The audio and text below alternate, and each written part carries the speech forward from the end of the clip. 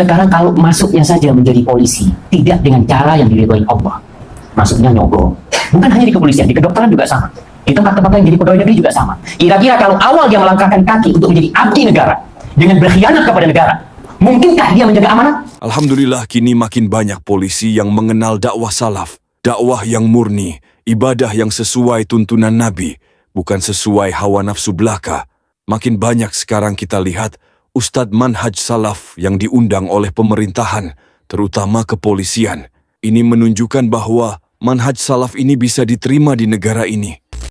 Ya meskipun banyak pecinta amalan yang tidak sesuai ajaran Nabi, seperti tahlilan, maulid dan lain-lain, namun dakwah salaf bisa berdiri bahkan didukung pemerintah merupakan sebuah anugerah yang patut disyukuri. Jadi, buat kelompok yang suka mencaci maki salafi, benci sama salafi, coba deh cuci muka dulu. Orang yang kalian bilang salafi wahabi, itu hanya mengamalkan amalan yang murni sesuai tuntunan Nabi. Lantas mereka tidak mengamalkan amalan yang tidak diajarkan Nabi, seperti yang kalian amalkan. Itu bukan karena mereka tidak mau, melainkan mereka tidak berani, sebab mereka tidak punya dasarnya. Mereka itu tidak berani mengamalkan amalan yang mereka tidak tahu dasar sohihnya. Sebab di dalam ibadah itu bukan apa kata hawa nafsu, bukan yang penting, baik menurut diri sendiri, melainkan perkara ibadah adalah apa yang dimau Allah Azza wa Jalla dan apa yang diajarkan Nabi SAW. Amalan ibadah yang meski itu baik, jika dilakukan pada waktu yang tidak tepat, kemudian dengan cara yang salah, maka tetap menjadi salah.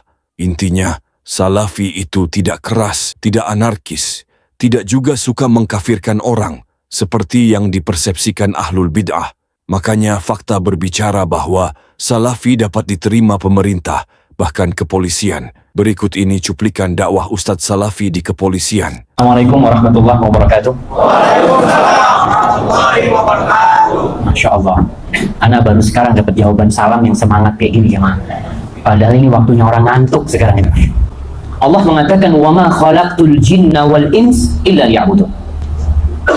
Allah katakan, tidaklah aku ciptakan bangsa jin dan manusia melainkan untuk satu tujuan, yaitu mengabdi kepada aku, beribadah kepada aku, kata Allah. Ma uridu minhum min rizqin wa ma uridu an yut'imun.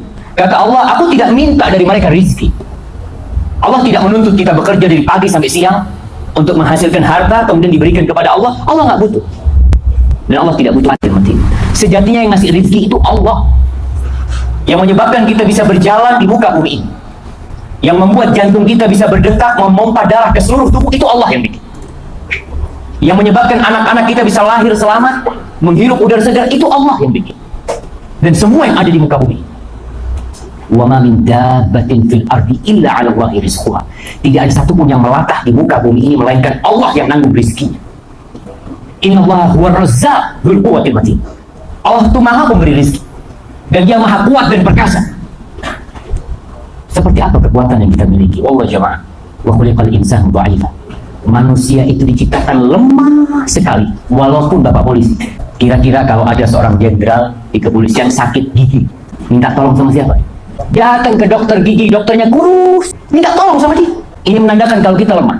Kalau Allah berikan kepada seseorang kanker, wallahi dia keliling dunia untuk mencari penyembuh kanker tersebut, padahal hanya Allah yang bisa menyembuh. Maka ingatlah bahwa keberadaan kita di muka bumi ini untuk satu tujuan, itu mengabdi kepada Allah Jalla Jalaluhu. Dimanapun kita berada, mau jadi polisi, mau jadi guru, mau jadi tentara, mau jadi bupati, gubernur, tetap ini harus ada pada diri kita. Kalau menjadi seorang polisi, akan datang satu masa pensiun.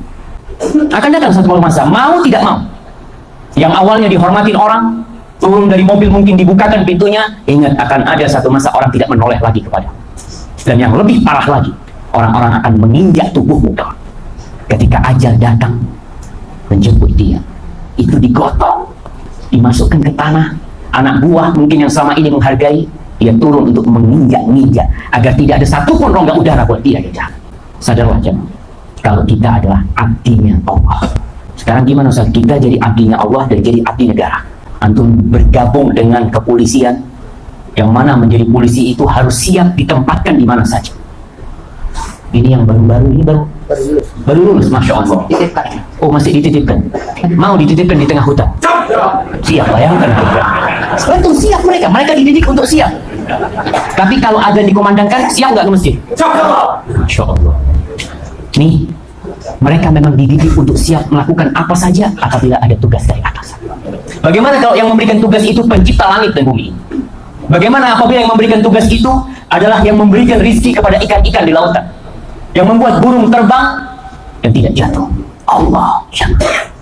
Apabila kesiapan itu ada pada diri mereka untuk masalah duniawi, seharusnya untuk urusan akhirat mereka siap. Kebanyakan kita kalau sudah perintah agama nih, perintahnya Allah dan Rasulnya, ini perintah, apa yang ditanyakan? Maaf, ini sunnah apa wajib? Antum kalau disuruh oleh atasan, pernah tanya sunnah atau wajib?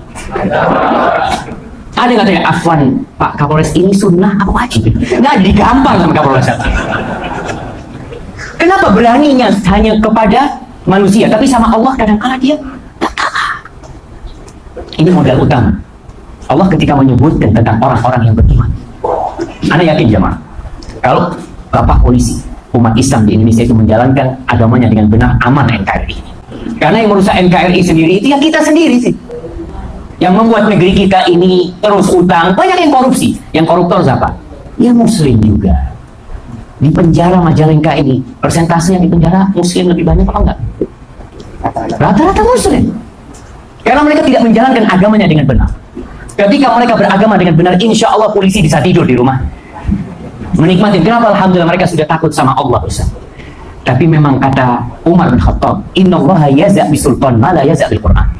Allah tuh bisa ngatur seseorang jadi takut dengan kekuatan penguasa apa yang tidak bisa dilakukan oleh Al-Quran. Kalau saya datang ke orang lagi main judi, saya bacakan jamaah, Allah berfirman, Innamal khamru wal maisir. Kira-kira sama mereka sambil ngocok dilihat, ya Pak Ustaz, makasih nasihatnya, jazakallah khair. Coba kalau satu pakai seragam gini datang, kabur mereka semua. Itu memang kekuatan penguasa. Allah menyebutkan tentang hamba-hambanya yang beriman di akhir surah Al-Baqarah. Yang akhir surah Al-Baqarah dianjurkan dibaca sebelum tidur. Amanar rasulu bima unzila ilaihi min rabbihi wal mu'minun. Kullun amana billahi wa malaikatihi wa kutubihi wa rusulihi la nufarriqu baina ahadin min rusulihi wa qalu sami'na wa ata'na. Apa artinya sami'na wa ata'na? Tadi disebutkan siap. Mau disuruh kemanapun siap. Apalagi kalau yang nyuruh itu yang bisa menentukan kehidupan dia, maka dia akan semakin taat. Jamaah rahimahumullah. Cuma ana dengar sesuatu yang buruk tentang kepolisian, tapi sebenarnya itu oknum. Hanya masyarakat yang kemudian menjadikan itu umum, dan itu tidak benar. Sekarang kalau masuknya saja menjadi polisi tidak dengan cara yang diridhoi Allah, masuknya nyogok. Bukan hanya di kepolisian, di kedokteran juga sama. Di tempat-tempat lain jadi pegawai negeri juga sama. Kira-kira kalau awal dia melangkahkan kaki untuk menjadi abdi negara dengan berkhianat kepada negara, mungkinkah dia menjaga amanat? Tak mungkin. Dari awal dia sudah tidak benar. Bisa dibayangin kenapa banyak bupati yang akhir hidupnya di penjara KPK, gubernur akhir hidupnya di penjara KPK, anggota DPR hidupnya di penjara KPK. Kenapa? Awal langkah dia untuk mengemban amanah itu sudah tidak diridhoi Allah.